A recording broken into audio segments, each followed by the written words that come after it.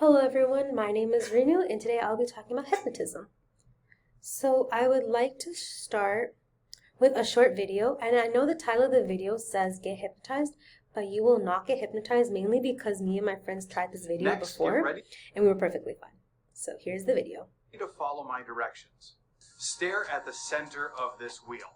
See, I told you, you're not going to want to do it. Really do this. Stare at the center of the wheel. In a few moments, I'm going to count backwards from 10. That's when the magic happens. All right? Here we go. 10. Keep staring at the center of the wheel. 9. Don't look away. 8. If you accidentally look away, just look back at the center of the wheel. 7. It should almost feel like you're falling into a tunnel. 6. Give me all your money. Just kidding, not that kind of a wheel. 5. In a few moments. 4. We're all going to look at something together. 3. Get ready. 2, 1. Look at the back of your hand.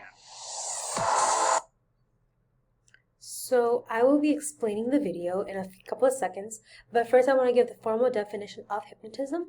So hypnotism is defined as the act of putting someone into a mental state similar to sleep, in which their thoughts are easily affected or influenced by someone else. So what does this have to do with the video I just showed? Obviously the video does not make anyone hypnotized, I would assume. But illusions and hypnosis are related, according to the National Library of Medicine, an article which was published in 2020. Hypnosis and illusion are similar because they have the ability to affect the way one perceives things around them, especially in a certain intentional way. So the history of hypnotism. So hypnotism, in general, just the study of it started in the 18th century by Franz Mesmer, who is the father of hypnotism. And he introduced the term mesmerism, and this was actually really similar to hypnotism, but exactly wasn't hypnotism. I will be explaining this more on the next slide. And he basically introduced the term, and a lot of studies later on were conducted because of his research. And so James Braid was actually a philosopher, surgeon, and neurophysiologist in the middle 19th century, and he termed hypnosis for the first time in science, in scientific history. And he did it because he was influenced actually by Mesmer, and he was actually more focused on the health part of it, and the fact that hypnosis can actually lead to better health benefits, and is just extremely powerful. So the same 19th century, Labolt actually was inspired by Braid, and he conducted more scientific study, and this was that he said that hypnosis was not reliant on physical forces nor on physiological processes, but it was more of a response to suggestions in a psychological way. So basically your subconscious brain does control what happens, but you are responding to the things around you. So more about the father of hypnotism, Franz Mesmer.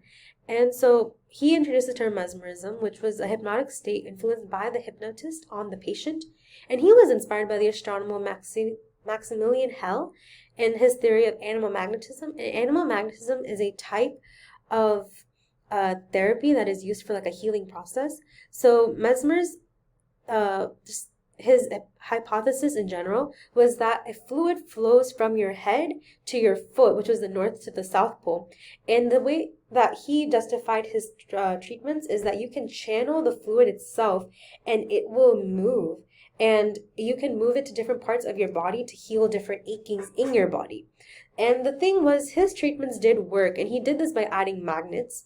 But the problem was that a lot of patients would faint, but it did heal physical pain and diseases.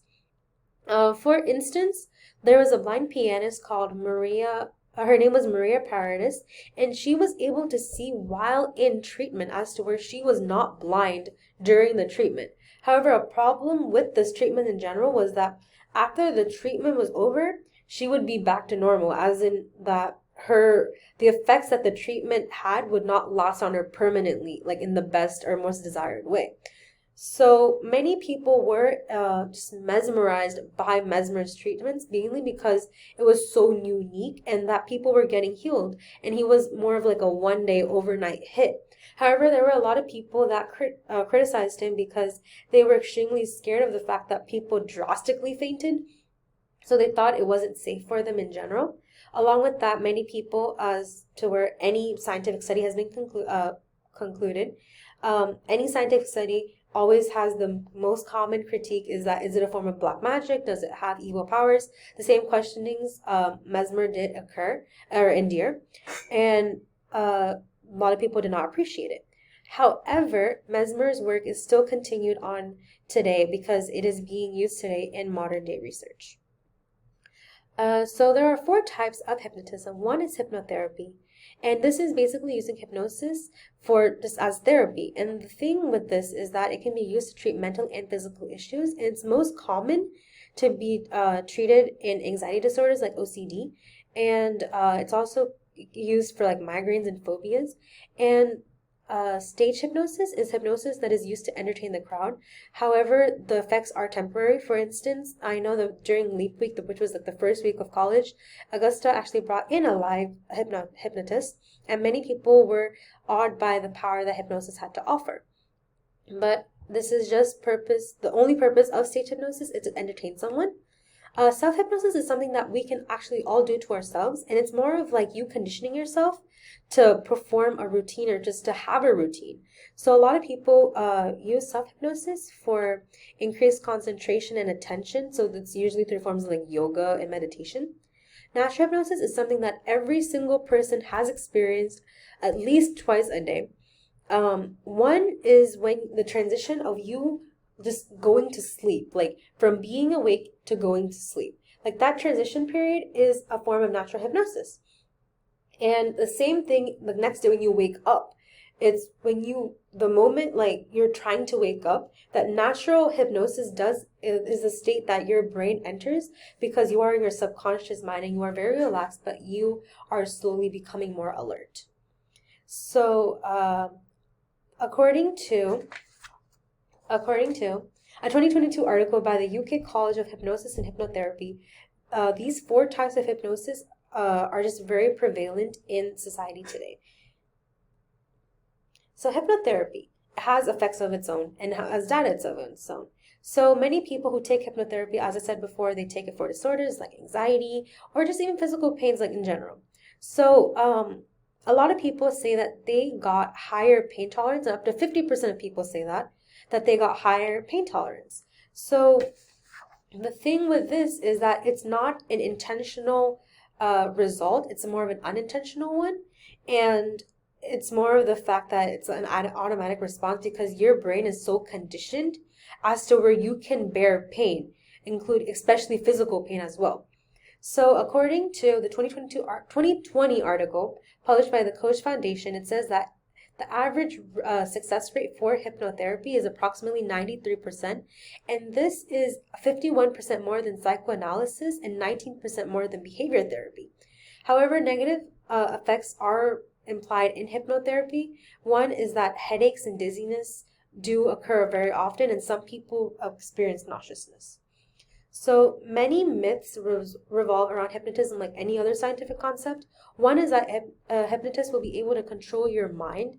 The thing with this is that without letting them, no one can take absolute control of your thoughts, mainly because your subconscious mind is still awake. So therefore, if you hear something that's extremely uncomfortable, your brain will either reject it completely, ignore it, or just snap into like a natural conscious like mind.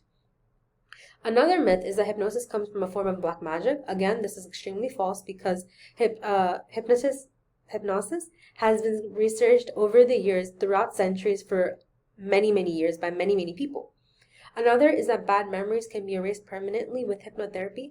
Hypnotherapy can affect your memory, but it's not erasing them or removing them. It's more of how do you see the memory or how do you perceive the memory in general. And another is that if I become hypnotized, I will not be able to snap out of it. Again, this is extremely false because your subconscious mind is awake. Therefore, you will snap out of it, especially in times of emergency. You'll be back to normal. So I would like to end with a quote by Milton Erickson, which says, "Trust your unconsciousness. It knows more than you do." And here's my sources slide.